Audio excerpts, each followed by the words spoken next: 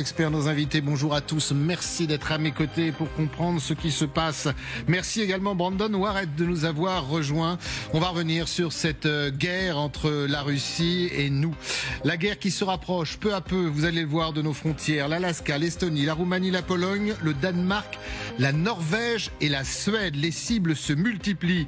Hier, l'Allemagne et ce matin, Brandon, on apprend que le Danemark a à nouveau été visé, tout comme la Suède. Mais cette fois-ci, il s'agit de cibles militaires, Brandon, stratégiques. Bonjour Christophe. Oui, effectivement, on parle de la plus grande base militaire du Danemark. Regardez, c'est l'aérodrome de Karup, pas très loin de Viborg, dans le centre-nord du Danemark. Intrusion qui se serait déroulée, là on voit une photo de 2021, vers 20h15 hier. On parle de 1 ou 2 drones qui auraient survolé à la fois au-dessus de cette base militaire et puis à l'extérieur. Aucun objet n'a été identifié. On ne sait pas si ces drones sont d'origine russe. En revanche, succession d'intrusions, vous l'avez dit, Christophe, notamment ces derniers jours, au-dessus toujours de l'espace aérien danois. On voit plusieurs aéroports. Aalborg, on parle de Esbjerg également, et puis tout au sud, Sønderborg, et il y a aussi la base militaire de Skripdrup. Donc on parle de 4 intrusions en seulement quelques jours. Et puis il y a eu notamment le trafic aérien danois qui a été bloqué pendant plusieurs heures parce que c'est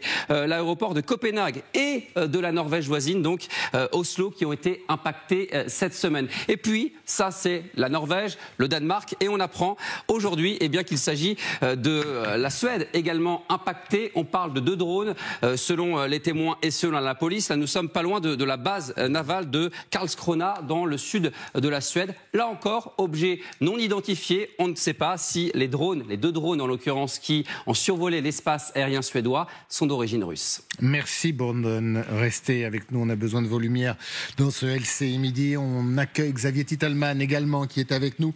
Figure et nom bien connu de cette chaîne. Tiens, première question, Xavier, pour vous. Alors, on parle bien évidemment de cette menace russe. Est-ce que ce sont de grandes présomptions? Est-ce qu'il y a des doutes? Est-ce qu'il y a quasi-certitude? Et après, on en viendra peut-être au pourquoi ces drones. Ouais, c'est très compliqué. À l'époque, quand je travaillais à la sécurité civile de 2013 à 2017, on avait eu une vague de survol de drones sur nos installations militaires, centrales nucléaires, sur l'Elysée. J'avais fait un rapport justement sur ça qui était en train de monter. Et depuis, il y a eu plein d'occurrences. On a des groupes d'extrême gauche qui ont fait en sorte d'empêcher le trafic aérien. On a des groupes écolos qui se sont mis dans l'axe des aéroports pour empêcher les décollages et les atterrissages. Donc il y a une sorte déjà, j'ai pas envie de dire d'habitude, mais avoir des gènes dans les espaces aériens, des survols d'installations militaires, ça fait 7-8 ans. Et à l'époque, c'était pas forcément les Russes. Là, le problème, c'est la coordination sur plusieurs pays avec la possibilité, a priori, si les Danois le disent, c'est quand même que les doutes sont faibles, qu'ils aient pu être pilotés et lancés par des bateaux, depuis des cargos qui passaient dans la zone, parce que là, ce qu'on voit à l'écran, ce sont des drones, a priori, qui sont d'une taille qui sont plus importantes que simples petits drones traditionnels. Ce qui m'étonne quand même, c'est que ce qu'on voit justement, encore une fois, ça clignote. Les drones militaires ne sont pas équipés par des petites loupiotes pour être détectés dans le ciel. Et donc, en gros, ce seraient les Russes, si c'est bien lancé par eux depuis ces cargos, qui lanceraient ça pour pouvoir faire croire que c'est finalement des civils, mais en fait, ce serait quand même eux qui les auraient lancés. Mais la question, c'est pourquoi pourquoi cette vague? Parce qu'il s'agit bien depuis une dizaine de jours de vagues. Elle se rapproche de nos frontières. On parlera de l'Allemagne d'ailleurs, si vous voulez, parce que là aussi, le nord de l'Allemagne a été survolé. Puis il y avait aussi des sites stratégiques. C'est-à-dire qu'on est passé de drones qui survolaient à des cibles d'importance qui seraient surveillées. A priori, ce seraient des drones qui n'auraient pas la capacité de venir de Russie jusqu'à ces endroits-là. C'est-à-dire que soit ils décollent des bateaux, comme on l'a dit, soit ils décollent directement du sol. Je vais vous donner un exemple. Quand ça avait eu lieu en Grande-Bretagne sur l'aéroport de Londres, il y avait plus de 150 000 passagers qui avaient été impactés, des milliers de vols annulés. Ça avait coûté une fortune. Attaquer notre économie, et puis pas forcément avec des agents russes infiltrés. Je rappelle l'incendie de l'IKEA de Vilnius. Eh ben, ils ont recruté un pauvre type du coin. Taguer des étoiles de David, ils ont recruté des gars qui ont payé quelques centaines d'euros pour faire des actions qui n'étaient pas forcément coordonnées. Donc là, s'ils donnent 2000 euros à quelqu'un pour qu'il aille acheter des drones civils au supermarché du coin pour les faire survoler ces zones-là, c'est très facile de désorganiser notre environnement stratégique. Et si c'est piloté par les Russes, ils prennent des images, ils voient quelles sont nos défenses, ils voient si on est capable de les intercepter, de les brouiller ou d'y faire face. Et évidemment, la réponse, elle est non, tout comme on n'avait pas été capable d'intercepter les drones qui avaient survolé la Pologne il y a quelques semaines. Alors, ce qui nous intéresse, effectivement, vous faisiez mention de ces navires. Alors, plusieurs ont été repérés, parfois interceptés à la limite des zones territoriales. C'était des navires russes. Est-ce que tout cela doit au hasard ou est-ce que c'est quelque chose qui serait concerté, organisé, planifié ? Alors, c'est compliqué. Encore une fois, pour le coup, je suis pas le dernier à accuser les Russes, mais là, en l'occurrence, il faut quand même avoir plus d'éléments. Ce qui est étonnant, c'est la coordination dans plusieurs zones différentes, avec à la fois la Suède, le Danemark, et puis l'accumulation. Mais par exemple, le cas qu'on a eu en France sur la base de Mourmolon, on a découvert que c'est juste un particulier qui était venu faire des images et c'était pas coordonné par les Russes. Mais quand on a une telle accumulation sur un pays avec une focalisation sur ses bases aériennes, et on sait que le Danemark, c'est un des pays qui a été survolé plusieurs fois avec une vraie violation de leur espace aérien, on sait très bien que c'est un point de ce qu'on appelle la guerre hybride, même si ce terme n'est pas forcément adapté, mais qui contribue à épuiser nos ressources, qui contribue à alimenter un doute sur notre capacité de réaction, et qui fait partie aussi de cette guerre de l'information dans laquelle les Russes sont aujourd'hui très bons et dans laquelle on réagit quasiment pas. Donc, il est très probable que ce soit les Russes, mais aujourd'hui, on ne peut pas exclure que ce soit des groupes de militants d'extrême gauche ou écolos qui veulent simplement gêner l'aviation civile. Merci beaucoup. Vous restez avec nous, Xavier. C'est intéressant ce que dit Xavier Titelman, parce que la question c'est pourquoi, quel intérêt pour les Russes. Et puis, moi, il m'en vient une, et peut-être c'est la même chose pour nos téléspectateurs. Ça fait plus d'une semaine que l'on parle de ces drones. Ils sont même filmés, on l'a vu. Rien n'est fait. Ils décollent, on ne sait même pas où ils atterrissent, et en tout cas, on est infoutu de les abattre ou de les intercepter. Moi, mon sentiment, c'est que on est face à une situation préoccupante et qu'il ne faut pas non plus tomber dans la psychose. Regardez l'exemple allemand avec ces drones qui ont été aperçus dans le nord du pays, donc pas très loin du Danemark. Notre correspondante à Berlin nous rappelait que depuis le début de l'année, il y a eu 144 survols d'aéroports par des drones en Allemagne. Donc c'est un phénomène qui est quasi quotidien, j'ai envie de dire. Maintenant, c'est vrai qu'il y a depuis une semaine cette superposition d'événements, et à peu près tous dans la même zone de l'Europe du Nord. Et puis aussi, ça intervient quelques jours après quelque chose de beaucoup plus grave, à savoir cette nuée de drones militaires, cette fois, qui ont été lancés vers la Pologne. On parlait d'une vingtaine de drones, dont certains se sont écrasés en sol polonais. Et les incursions et les incursions des MiG d'avions dans le ciel estonien. Donc si vous mêlez tout ça et que vous prenez un petit peu de hauteur, oui, il y a quand même une situation extrêmement préoccupante. Maintenant, sur la réaction, vous dites on est infoutu de les neutraliser, de les descendre, de les abattre, je ne sais pas quel est le terme. Il y a une décision qui est compliquée à prendre, et je pense que le général nous dira, une décision d'abord militaire, qu'est-ce qu'on fait, est-ce qu'on prend le risque ou pas d'abattre un drone d'une taille plus ou moins importante, et puis il y a le risque politique. Qu'est-ce qu'on fait, comment est-ce qu'on réagit, et ça tous ces pays-là, Norvège, Suède, Danemark, Allemagne, sont confrontés à ce problème en ce moment. Alors, on y reviendra parce qu'il y a des réactions russes, bien évidemment, à abattre drones ou appareils. En revanche, on a une exclusivité LCI. Jean-Noël Barrot, notre ministre, a été interrogé ce matin. Qu'est-ce qu'on fait ? On sait qu'Emmanuel Macron a dit, en ce qui concerne les avions, il faut réfléchir, il faut être prudent, il faut s'interroger exactement. La réponse sera proportionnée. Mais en ce qui concerne les drones, comme ceux que l'on vous montre depuis ce matin. Qu'est-ce qu'on fait ? Eh bien, écoutez, c'est une nouveauté d'ailleurs, cette avancée de notre ministre Barrot. Rien ne peut être exclu, mais dans le cas très précis qui était cité, qui est celui de la Pologne par exemple, ou de l'Estonie avec l'incursion pendant 12 minutes d'avions de chasse russes escortés par des avions de chasse européens, la réponse appropriée n'aurait sans doute pas été d'abattre ces avions. Cependant, pourquoi les règles d'engagement, la posture et les moyens additionnels sont au cœur des discussions actuelles des alliés de l'OTAN qui entendent bien faire respecter la protection de l'espace aérien européen et écarter toute nouvelle menace. Alors, écarter, bien évidemment, vous avez bien compris, le ministre parle des avions. Hors de question d'abattre un avion comme ça. En revanche, en ce qui concerne les aéronefs et donc les drones, il y aura une possibilité de pouvoir le faire. Il faudrait peut-être le faire. Il faut avoir un discours politique clair. On voit bien que c'est l'escalade, c'est en train de s'accélérer de jour en jour. On a un discours politique clair, on a un discours militaire clair, il y a des procédures.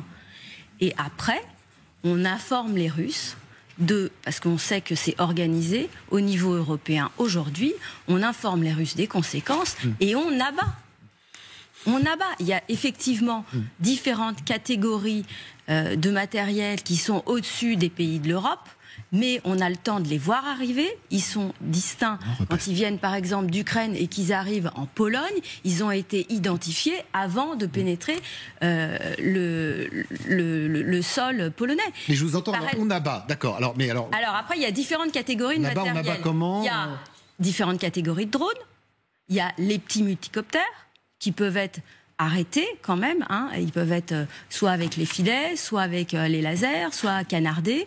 Et ils peuvent être interceptés avec sans de conséquences pour les civils. Il y a les drones avions qu'on voit se multiplier au niveau aérien sur les différents pays. Et pareil, on a les moyens... Alors sur cette image, pardon. Et il y a les avions. Copenhague, cette semaine. Il y a une procédure.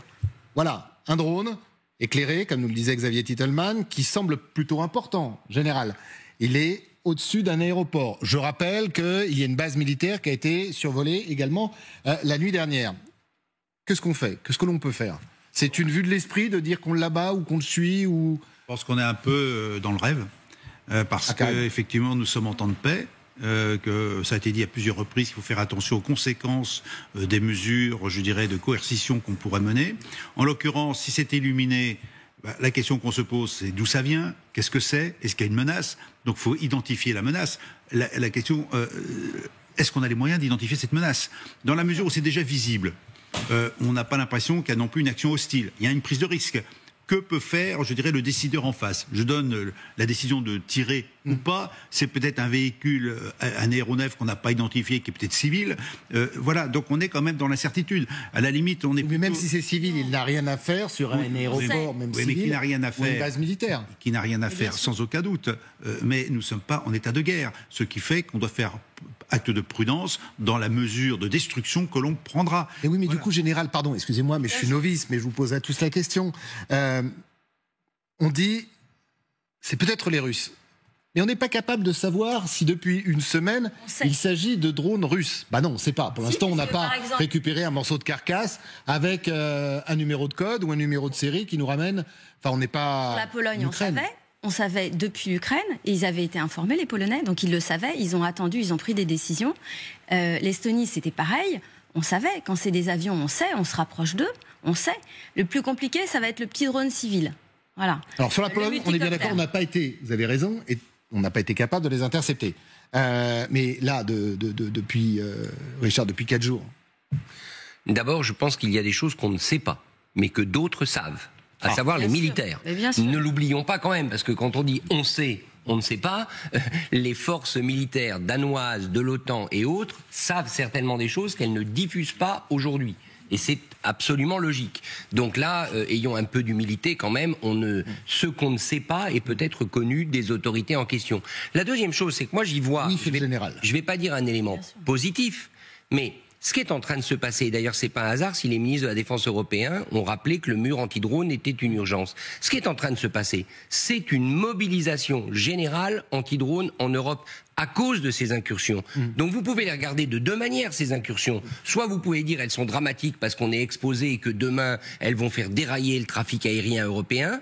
Soit vous pouvez dire, voilà le moment où ça nous réveille. Et pour se réveiller, il faut malheureusement, la vie l'enseigne, ce genre de test. Comme pour la guerre, comme pour les attitudes de Poutine. Bien sûr, c'est une évidence. Puis la troisième chose, c'est que n'oublions pas que le Danemark, outre qu'on sait qu'il est un pays stratégique en raison du passage de l'Arctique et du Groenland et de beaucoup d'autres choses, il y a un sommet européen qui se tient au Danemark cette semaine, le 1er octobre. Et il y a un sommet de la communauté politique européenne, c'est-à-dire ces 47 pays qui sont agrégés, dont les 27 de l'Union européenne. Donc je trouve que c'est intéressant parce que tout ce qu'on débat maintenant sera au menu du sommet européen. Donc très franchement, en termes de perspective, moi, je ne suis pas pétri d'inquiétude. Alors, il y a peut-être quelque chose que l'on redoute. On va l'écouter. Xavier Titelman est toujours avec nous. Je vais faire un petit tour de plateau juste après. Ça nous vient du Kremlin. La réaction des Russes, si jamais il nous venait l'idée d'abattre, alors un avion bien évidemment, mais même un drone russe. Voilà ce que ça donne. Alors, vous savez, les Européens s'excitent tout seuls en ce moment. Ils balancent des raisonnements et des constats irresponsables à tout va. Plus précisément, une déclaration selon laquelle il est nécessaire d'abattre les avions russes. Ces mots sont irresponsables et les conséquences sont dangereuses. Dans un contexte aussi imprudent, ces déclarations agressives constituent une escalade significative des tensions près de nos frontières. Alors, est-ce que vous voulez une réponse plus claire de la part de la Russie? Eh bien, l'ambassadeur de Russie en France, il est très direct. Si jamais il nous venait, encore une fois, l'idée d'intercepter un aéronef ou autre instrument dans notre ciel venant de Russie. Si on abattait un de vos avions, quelle serait la réaction de la Russie? Ça serait la guerre. Ça serait la guerre. Xavier Titelman, est-ce que ce n'est pas cela aussi que l'on redoute? Pourquoi on prend tant de pincettes? Ah mais parce qu'on écoute les Russes et c'est une grosse erreur. Les Russes sont en train de nous dire si vous avez l'outrecuidance de nous empêcher de violer votre espace aérien en faisant ce qui est légitime, légal, c'est-à-dire une interception ou une destruction, ça va faire la Troisième Guerre mondiale. Mais il y a un moment, quand les Russes ils ont tiré sur un avion britannique RC-135 en espace aérien international au-dessus de la mer Noire, ils ont tiré un missile qui a dysfonctionné. On a eu de la chance. Quand ils ont tiré sur un hélicoptère allemand en mer Baltique, qui était dans les eaux internationales, qu'ils n'avaient pas le droit de tirer, quand ils ont éclairé notre Atlantique 2, l'avion de patrouille maritime dans lequel j'étais opérateur à l'époque, dans l'environnement international, c'est illégal. Mais nous, par contre, quand on essaye de faire respecter nos frontières telles que l'ont fait les Turcs en 2015 en abattant un avion russe, alors là, c'est inacceptable. C'est qu'ils sont en train de nous dire qu'ils vont s'installer dans notre salon, qu'ils vont mettre les pieds sur la table basse et qu'il faut surtout pas qu'on les en dégage parce qu'ils ont le droit de venir chez nous quand ils le souhaitent. Eh ben non. Il y a un moment, il faut des règles d'engagement qui soient claires. Les Polonais, les Britanniques, les Pays-Bas, ils ont dit très clairement, la prochaine violation d'un objet dans notre espace aérien, il sera abattu et ce sera légitime, ce sera légal et il n'y aura rien que les Russes pourront dire parce que c'était ce qu'il fallait faire depuis 10 ans. Ce qui est bien avec Xavier Titelman, on est d'accord, ce sont les exemples. Tout le monde comprend. L'idée du salon, il a raison, Xavier Titelman. Jusqu'où on va écouter ou subir le diktat de Moscou? Oui, mais sauf que dans ce salon, on est plusieurs à habiter. Et c'est pas faux. Et tout le monde n'a pas la même réponse. La souveraineté nationale. Vous avez Trump à qui on pose la question. Alors, certes, il est loin aux États-Unis, mais quand on lui pose la question, est-ce qu'il faudra abattre les avions russes? Il dit oui, lui. C'est pas son problème. Est-ce que vous pensez ça? Yes, I do. Oui, je le crois. Vous avez Emmanuel Macron qui dit attention, si ça devait arriver, moi, je pense qu'il faut une réponse proportionnée qui n'irait pas forcément jusqu'à abattre un MiG russe. Et puis, vous avez Mark Rutte, le patron de l'OTAN, qui est un peu entre les deux. Il suit son maître. Quand même. Voilà. Donc vous voyez bien que la réponse politique, elle est complexe et effectivement les Polonais sont assez catégoriques. S'il le faut, on tirera sur ces avions. Mais on est quand même une organisation. En fait, plus vous êtes proche de la frontière russe, plus vous êtes assez convaincu qu'il ne faut pas laisser entrer quelqu'un dans votre salon. Voilà. Mais la réponse politique, elle peut être au niveau d'un État, par exemple Varsovie qui décide de le faire, et puis après il faut voir ce que décide l'OTAN. Et là on est 32 à décider. On est 32 dans la cohabitation du salon de Xavier Titelman, donc la décision est plus compliquée à prendre évidemment. Mais général, si Varsovie dit oui, si Varsovie le fait, est-ce que nous, on ne sera pas obligés de le faire aussi? Si on veut être cohérent face à Moscou. On va peut-être rétablir le schéma logique des choses. Parce que bon, je veux bien qu'on sorte plein de théories, mais il y a une réalité. Un État est souverain, y compris dans son espace aérien. En l'occurrence, l'État est seul décideur s'il va détruire ou non un aéronef qui soit piloté ou non piloté. Ensuite, la question de l'OTAN est une question différente. Est-ce que ça va se faire en concertation avec l'OTAN? Est-ce que l'OTAN va apporter son appui d'une manière d'abord en amont et après en aval? Mais la première responsabilité d'un État, c'est de protéger son espace aérien. Et c'est à lui de prendre la décision de détruire ou de ne pas détruire un intrus. Voilà, une fois qu'on a dit ça, le problème il est réglé. On revient au problème des règles d'engagement que Titelman a exprimé. Il faut des règles d'engagement, il y a des prises de position politiques, mais je crois qu'il ne faut pas mélanger OTAN et surveillance de son propre espace aérien. Est-ce qu'elles peuvent être concertées? Oui, mais en amont. Ces réactions. En amont, il serait peut-être temps, ou on attend quelle provocation ou quelle nouvelle provocation de la Russie ou d'autres pays pour le faire? Que l'OTAN dise quelque chose, c'est une affaire collective. et qu'un État prenne la décision de faire tel ou tel acte, c'est sa décision, parce qu'il y a des implications de politique intérieure, des relations de politique extérieure en l'occurrence, que ce soit vers la Russie dans ce cas-là, ou vers l'OTAN. Mais il y aura forcément, à mon avis, une concertation en amont, qui ne sera peut-être pas rendue publique, en disant, ben voilà, l'OTAN sera derrière s'il se passe telle chose, et puis après, s'il se passe quelque chose, l'OTAN agira d'une manière... pas forcément rendu public. C'est parfaitement clair, vous faites bien de rappeler ça, mais sauf que la décision polonaise, et je ne veux pas rentrer dans de la politique fiction, mais la décision polonaise d'abattre un jour un avion, elle nous engage. Oui, mais elle le fait à titre national. Donc à titre national, on peut très bien dire qu'on n'est pas d'accord. Et c'est pour ça que je parle d'une coordination en amont qui ne sera pas rendue publique, ce qui permet de ne pas engager l'OTAN et qui lui permettra de dire je cautionne, je ne cautionne pas. Mais ce que je veux dire quand je dis elle nous engage, c'est-à-dire qu'évidemment... On sera obligé de réagir. Ça peut mener à une escalade avec les Russes, etc. Et qu'à ce moment-là, nous serons impliqués de près ou de loin dans cette affaire. Avec en plus la complication des pays baltes, dont la couverture aérienne est assurée par l'OTAN. Voilà.